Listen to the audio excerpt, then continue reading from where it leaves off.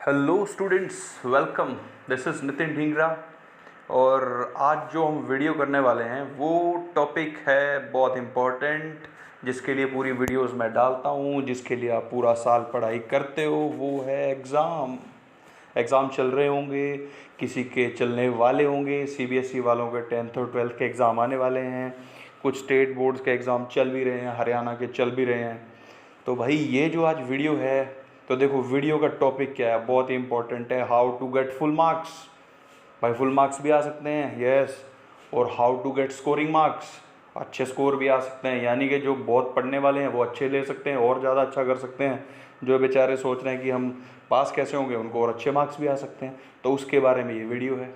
तो अच्छा भाई, exam, oh my god, exam आ गए यार।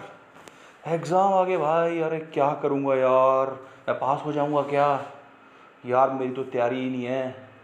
यार मैं कैसे करूँगा, इतना सारा सिलेबस है, इतना मुश्किल मैथ का पेपर, साइंस का पेपर, सोशल साइंस। नहीं नहीं नहीं नहीं भाई, मेरे से नहीं हो सकता, मैं कुछ नहीं कर पाऊँगा।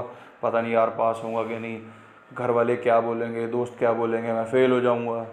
अरे इतनी टेंशन मत लो भाई, इतनी टेंशन लोगे तो सब गड़बड़ हो जाएगा। तो टेंशन नहीं लेनी।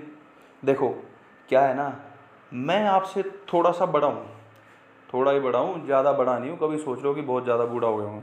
तो थोड़ा जो बड़ा हूँ ना मैं आपसे, तो क्योंकि मैंने 10th भी पास कर रखी है, 12th भी मैंने पास करी है, कॉलेज भी पास कर रखा है, ठीक है। और इवन कुछ एग्ज़ामिनेशंस तो मैंने चेक भी किए हैं, यानी कि क्वेश्चन पेपर मैं चेक कर चुका हूँ। तो इन सारी चीज़ों को देखते हुए ना, तो थोड़ा एक्सपीरियंस है मेरे पास। और ये जो एक्सपीरियंस है ना मेरा, ये एक्सपीरियंस आज मैं आपके साथ शेयर करूँगा। और यार स्टूडेंट्स, बिलीव मी, अगर ये मैं एक्सपीरियंस आपसे शेयर कर रहा हूँ और आप मेरी बातें फॉलो करोगे तो अच्छे मार्क्स ला सकते हो भाई। 90s वाले 95-96% लाएंगे, 60s वाले 70s में आ सकते हैं।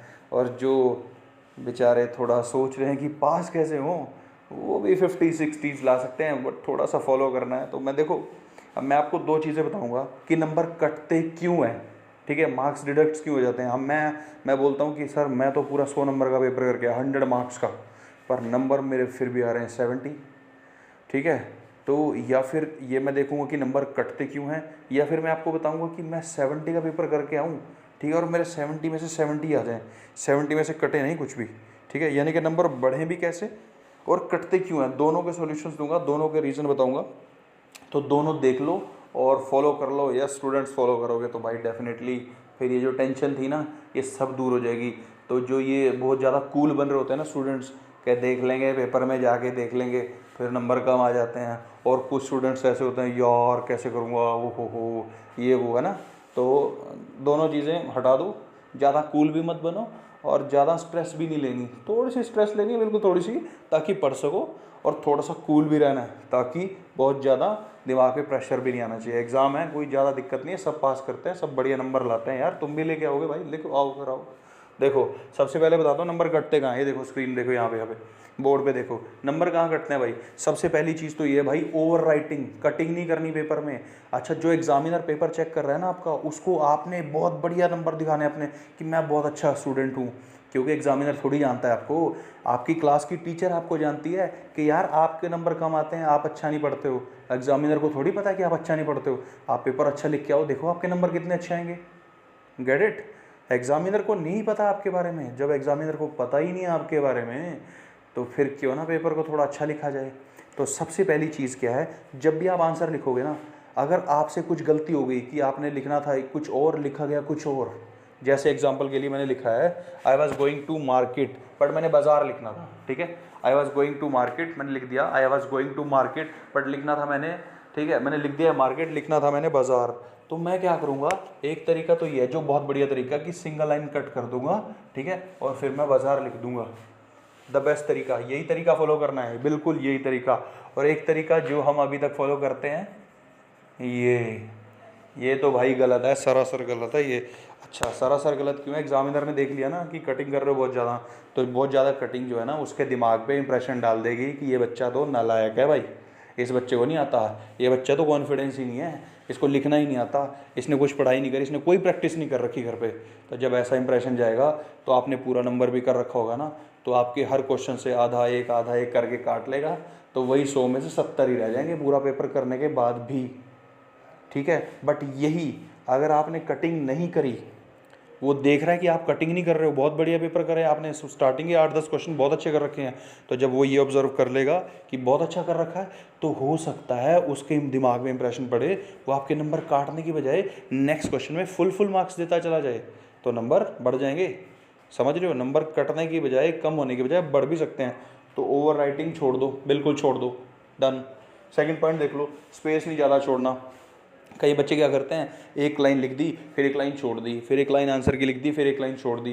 तो ऐसे नहीं करना है। आप ऐसा इसलिए करते हो कि आपकी आंसर शीट भर जाए।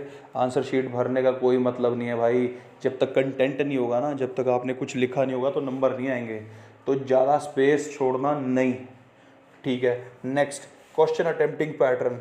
भाई क्वेश्चन अटेम्प्टिंग का एक पैटर्न होता है। एग्जामिनर को कैसे चेक करेगा पेपर को, आप उसके सामने क्वेश्चन पेपर होता है, देखो मैं बता रहा हूँ ना, मैंने क्वेश्चन पेपर चेक किए हैं, सुन लो। फिर उसके सामने होता है क्वेश्चन पेपर, या फिर उसको क्वेश्चन पेपर सॉल्व करके मिला होगा, ठीक है। तो जो उसको क्वेश्चन पेपर सॉल्व करके मिला है, या जहाँ से वो क्वेश्चन आपके चेक करने वाला है, तो अगर वो सीरीज़ में होंगे तो उसके लिए आसानी हो जाएगी।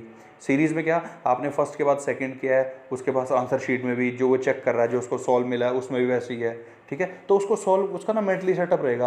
और क्योंकि जब एग्जामिनर पेपर चेक कर रहा होता है ना, तो उसको पेपर पूरा याद होता है कि फर्स्ट 10 क्वेश्चन जो हैं 1-1 मार्क्स के हैं, उसके बाद 2-2 मार्क्स के हैं, उसके बाद 3-3 मार्क्स के हैं। तो उसको क्वेश्चन पेपर पूरा याद होता है। बट अगर आप ये पैटर्न तोड़ देते हो, पहले फर्स्ट कर रहे हो, फिर थर्ड कर रहे हो, फिर 6, फिर 9, फिर 15, तो ये उसको कंफ्यूज करता है। हो सकता है क्वेश्चन नंबर 12 जो था ना 4 मार्क्स का था, बट वो भूल गया, वो 9 के बाद आपने किया, और 9 है 1 मार्क्स का, तो हो सकता है वो 12 में भी 1 मार्क्स दे दे।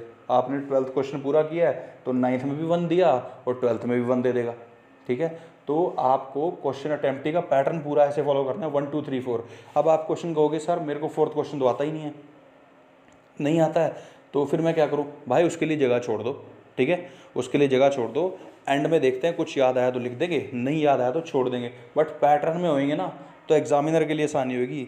एग्जामिनर ही है सब कुछ भाई, ठीक है। अगर उसको आसान लगेगा, आपका पैटर्न फॉलो उसने अच्छे से किया, तो आपके नंबर आएंगे बढ़िया, और अदरवाइज नंबर कट जाएंगे। अच्छा, फिर 4th पॉइंट लिखा है मैंने, आंसर इन पैराग्राफ।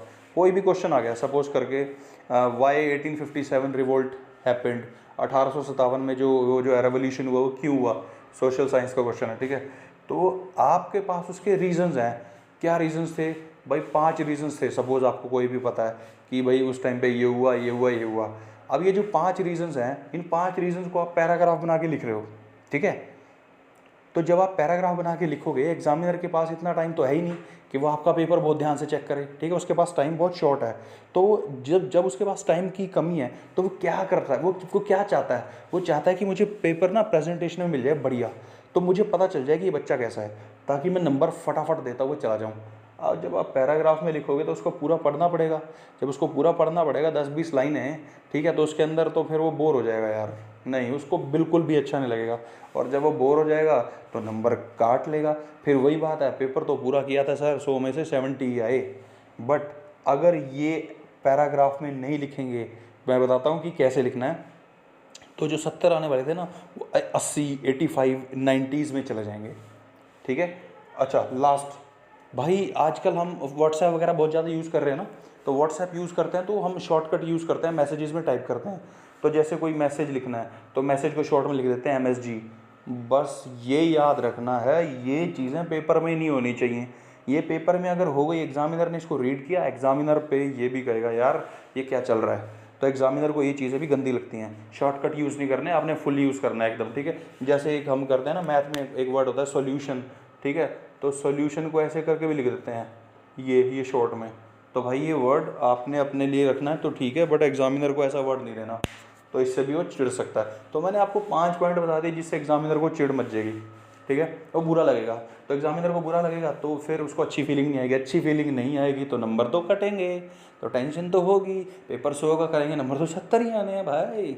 तो 70 नहीं लेने ना, हमने तो ज़्यादा लेने हैं। अरे यार कब से पढ़ रहे हैं पूरा साल से, 100 में से 70 क्यों नहीं पढ़ रहे हैं। जब पूरा साल मैं पढ़ा हूँ तो 100 में से 90 लूँ, 95 लूँ, 70 क्यों लूँ भाई, ठीक है। पॉइंट्स याद रखना, कटिंग नहीं करनी, स्पेस नहीं छोड़ना, अटेम्प्ट करना है सही से 1 2 3 4, और पैराग्राफ में आंसर बिल्कुल नहीं लिखना। अभी देखते हैं कैसे लिखना है, और शॉर्टकट वर्ड्स यूज़ नहीं करने। डन। अब देखो आ जाओ फिर आगे, अब पेपर करना कैसे वो सीख लो। तो भाई पेपर कैसे करना है, बढ़ाओ नंबर, आइए नंबर बढ़ाएं। सबसे फर्स्ट पॉइंट प्रेजेंटेशन। भाई एक बात बताओ, एक शर्ट जो सपोज मैंने पहन रखी है, ये टी शर्ट अगर मैं किसी एक जो गलियों में चलते हुए घूम नहीं होते हैं स्ट्रीट हॉकर्स जो रेडी वाले होते हैं, मैं उससे लेने जाऊं और यही शर्ट मैं किसी शोरूम से लेने जाऊं, तो मैं पैसे कहाँ खर्चूंगा ज़्यादा, बताओ मुझे। ओबियसली आपको पता ही है, स्ट्रीट पे। अरे नहीं यार कैसी बात कर, गली वाली दुकान पे थोड़ी खर्चूंगा पैसे, उसको तो मैं कहूँगा 200 में दे दे, 100 में दे दे। पर अगर मैं गया शोरूम पे, ठीक है, तो शोरूम पे जब मैं जाऊँगा वहाँ एसी लगा है, बहुत बढ़िया लाइटिंग है, सब कुछ इतना बढ़िया है, और ये शर्ट रेडी वाले ने तो ऐसे रखी हुई होगी, पर शोरूम वाले ने हैंगर में लटका के रखी होगी, ठीक है, ग्लास के अंदर बंद करके रखी होगी, डिब्बे के अंदर पैक कर रखी होगी, बिल्कुल बढ़िया। तो वहाँ पे वो इसी टी शर्ट के मेरे से मांगेगा 700, तो मैं 700 दे दूँगा। 800 मांगेगा तो 800 दे दूँगा। तो दिक्कत क्या है, फ़र्क क्या है? फ़र्क है सारा का सारा प्रेजेंटेशन का। रेडी वाली की प्रेजेंटेशन अच्छी नहीं थी, ऐसी ही पड़ी थी, बाहर धूल मिट्टी लग रही थी, तो उसने मेरे को कहा 250, तो मैंने कहा 200 में दे, 100 में दे, मैं ले जाऊँगा उससे। पर उल्टा इसके मैं गया शोरूम पे जब मैं गया तो ये टी शर्ट को बढ़िया से पैक करके रखा हुआ था, हैंगर में लगाया हुआ था, बढ़िया लाइटिंग थी, एसी लगा हुआ था, ये सारी की सारी चीज़ें थी। तो यही शर्ट या टी शर्ट मैं 800 900 हज़ार की भी लूँगा। तो डिफरेंस कहाँ है students? Difference is in the presentation. तो जो नंबर, जो क्वेश्चन था जो आप पैराग्राफ में लिख रहे थे, यहाँ पे प्रेजेंटेशन रेडी वाली थी आपकी। जो स्ट्रीट होकर होते हैं, जो सब्जी बेच रहे होते हैं, वो वाली प्रेजेंटेशन है ये। तो उस वाली प्रेजेंटेशन में कैसे सोच रहे हो कि नंबर बढ़िया आ जाएंगे? नहीं आएंगे। कैसे आएंगे? आओ देखते हैं फिर कैसे आएंगे। नंबर आएंगे प्रेजेंटेशन में। तो प्रेजेंटेशन क्या है? क्वेश्चन वही है कि 1857 का रिवोल्ट क्यों हुआ। आपने यहाँ पे पैराग्राफ में लिख दिया था ना अब आप पैराग्राफ में नहीं लिखोगे, अब आप लिखोगे पॉइंटर्स में। अब आप बनाओगे पॉइंटर्स। पॉइंटर्स कैसे बनते हैं देखो, मेन पॉइंट्स लिखोगे। सपोज करके 5 पॉइंट्स आपको पता है, तो उनकी हेडिंग बना दोगे, ठीक है। हेडिंग बना करके फर्स्ट हेडिंग के लिए 2-3 लाइनें छोड़ दोगे, सेकंड हेडिंग बनाओगे उसके लिए 2-3 लाइनें छोड़ दोगे, ऐसे करके 5 पॉइंट लिख के छोड़ दोगे, और इतना करके आप आगे बढ़ जाओ, ठीक है। फिर जब थोड़ा एंड में कुछ 10-15 मिनट होंगे ना, तो इन्हीं पॉइंट्स को एक्सप्लेन करना है आपने। तो जो एक्सप्लेन करोगे ना, एग्जामिनर एक्सप्लेनेशन को नहीं पढ़ेगा आपकी, एग्जामिनेशन पढ़ेगा आपकी जो आपने हेडिंग्स लिखी हैं। और हेडिंग्स पढ़ने में कितना टाइम लगता है भाई? यहाँ पे 10 लाइनें उसको पढ़ने में लगेंगे बहुत, 1-2 मिनट लग जाएंगे। और हेडिंग्स पढ़ने में कितना टाइम लगेगा? 5 सेकंड या 10 सेकंड। तो हेडिंग ही तो चाहिए उसको। उसने देखो, एक बंदे का क्वेश्चन पेपर जो उसने ऐसे लिखा था, उसको लगे उसको पढ़ने में 20-25 सेकंड, 1 मिनट। तो ये पढ़ने के बाद भी उसका दिमाग घूम गया, उसको समझ नहीं आया, तो नंबर दिए उसने 5 में से 2। और इधर यही answer, same to same answer लिख रहा है ये वाला बंदा, ठीक है, जिसके नंबर ज़्यादा आ रहे हैं, सेम टू सेम लिख रहा है वो जो टॉपर है, ठीक है। तो टॉपर की टेक्निक बता रहा हूँ, ये समझ लो। तो यही आंसर लिख रहा है दूसरा बंदा टॉपर, बट वो हेडिंग में लिख रहा है। हेडिंग उसने पढ़ ली एग्जामिनर ने, एग्जामिनर को समझ आ गया, बच्चा तो बड़ी एकदम ब्रिलियंट है। क्लास टीचर सोचती थी बच्चा नालायक है, बट मैंने अब आपको बता दिया है। एग्जामिनर को नहीं पता आप इंटेलिजेंट हो या नालायक हो, एग्जामिनर को तो आपने बताना है कि मैं इंटेलिजेंट हूँ, तरीके मैं बता रहा हूँ, ठीक है, तरीके मैं बता रहा हूँ, एग्जामिनर को आप बता रहा, ठीक है। तो फिर आपने बना दिया उसे हेडिंग्स में, तो नंबर आ गए फुल उस क्वेश्चन के। 5 में से 4.5 या 5 नंबर आएंगे गारंटीड। सेकंड क्वेश्चन, सेकंड जो आपको मैं बता रहा हूँ, डायग्राम।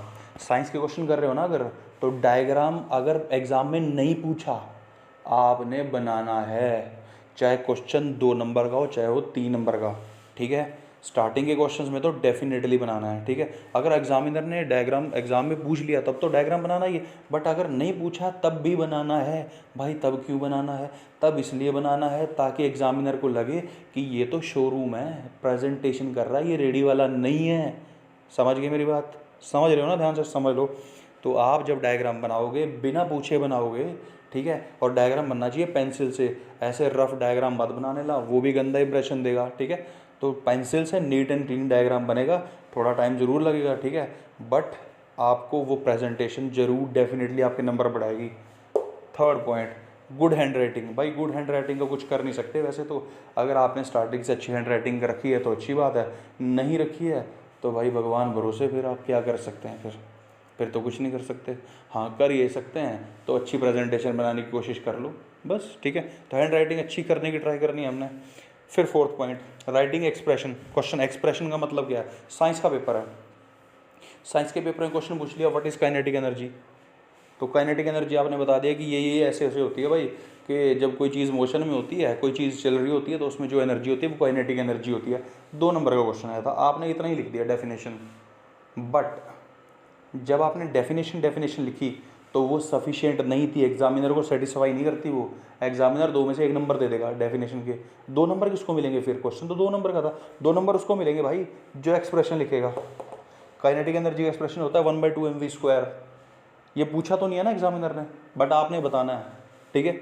आज जब आप बताओगे, आप अच्छी प्रेजेंटेशन दोगे, बिना पूछे ही बता रहे हो, फिर आप बता दोगे कि where m is mass, v is velocity, ये वो फलाना जो भी है, कोई भी एक्सप्रेशन है, तो ये चीज़ें भी एग्जामिनर के ऊपर अच्छा अटेम्प्ट, अच्छा एक्सप्रेशन देंगी, अच्छा आपका जो है ना एक बताएंगी कि ये स्टूडेंट अच्छा है, तो ये चीज़ भी आपको बढ़िया नंबर देगी।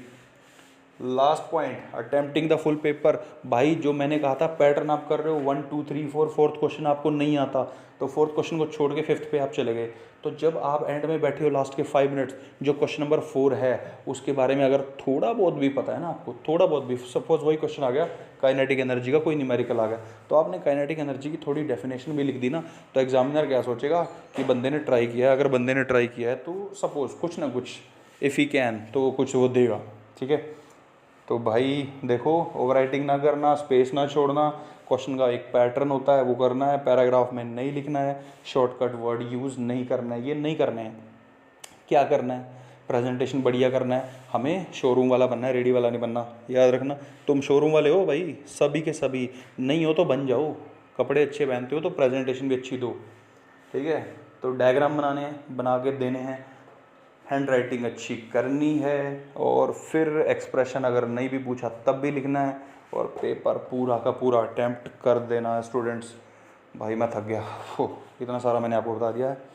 तो इतना सारा बताने के बाद, थोड़ा एक्सपीरियंस शेयर करने के बाद, आई होप कि ये आपको जो है अच्छे नंबर दिलाने में हेल्प करेगी, और अच्छे नंबर दिलाएगी, डेफिनेटली दिलाएगी भाई, मैंने भी लिए हैं और आप भी लोगे। तो thank you so much, I hope you will like the video. So subscribe कर दो चैनल को और शेयर कर देना सब स्टूडेंट्स के साथ। भाई सबके पेपर हैं, कभी टेंशन मत लेते रहना, टेंशन लेते रहोगे तो फिर देख लो।